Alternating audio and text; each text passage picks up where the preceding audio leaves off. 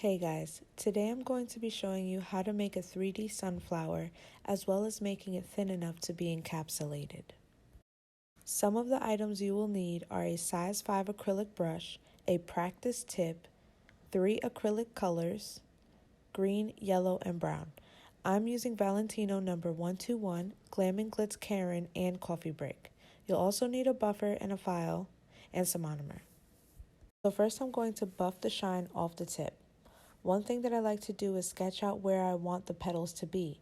It makes it easier to get the placement correct. After that, I'm going to be picking up that bead. I like to start at the center of the line, then place one at the bottom, and then one at the top. But I will explain later why I do this.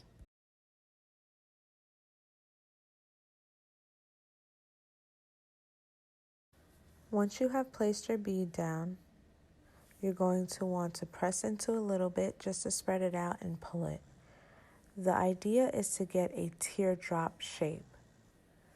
Now you're going to see I use the side of my brush to press down in the center of the bead to give that indent. Then I use the back side and the front side to almost spread it out, but continuing to bring it to a point at the end, making sure you don't lose that teardrop shape.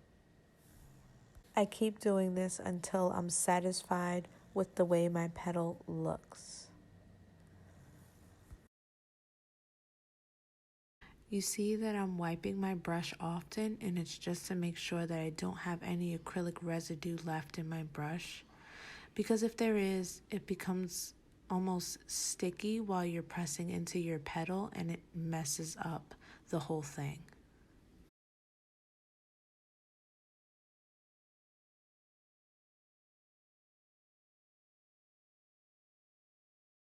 Now I'm going to explain to you why I like to do my petals in this order. And it's because it really allows me to get consistency between each petal when it comes to the size.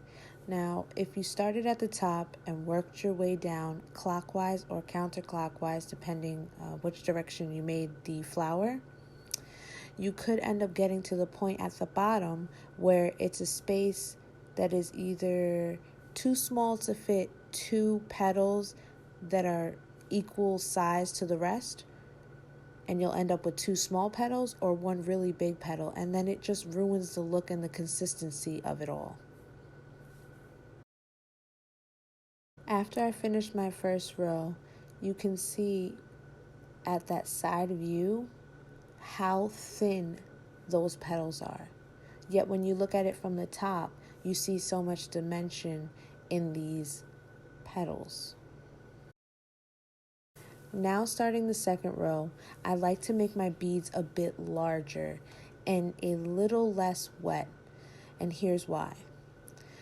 If you get a bead that is very wet and you drop it down, it'll run all over the place, and then you'll have to troubleshoot and almost work harder to try to get all that acrylic back into the shape of a petal. And if you don't make the bead large enough and you start pressing and spreading, you might spread it out too far to where you're starting to see the petal underneath it, and you don't want that either.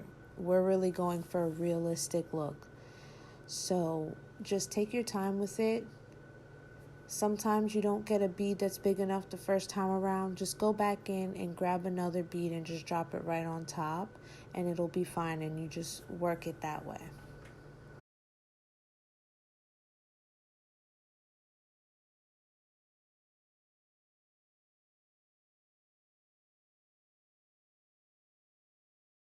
Now that we've gotten all our petals down, we're going to go in and drop the center, which is the Glam and Glitz Coffee Break.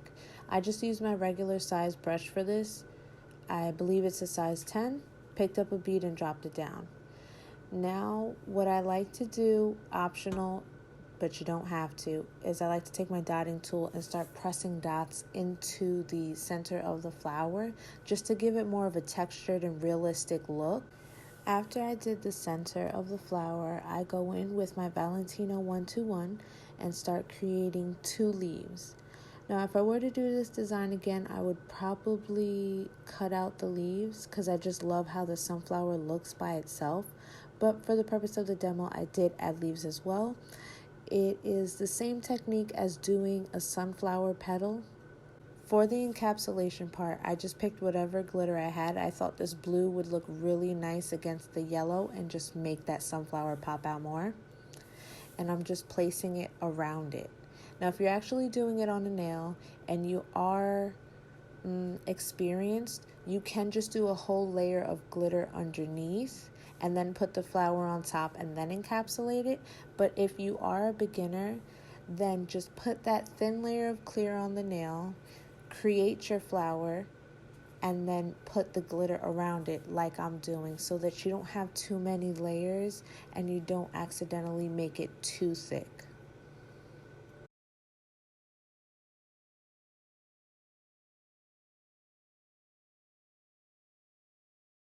After you've placed all your glitter down, you're going to encapsulate it now. So you use your size 10 brush, pick up your beads, and start covering the whole nail.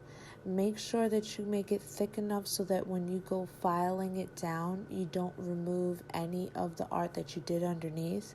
But again, don't make it too thick because we want the nail to still look like a nail enhancement should look.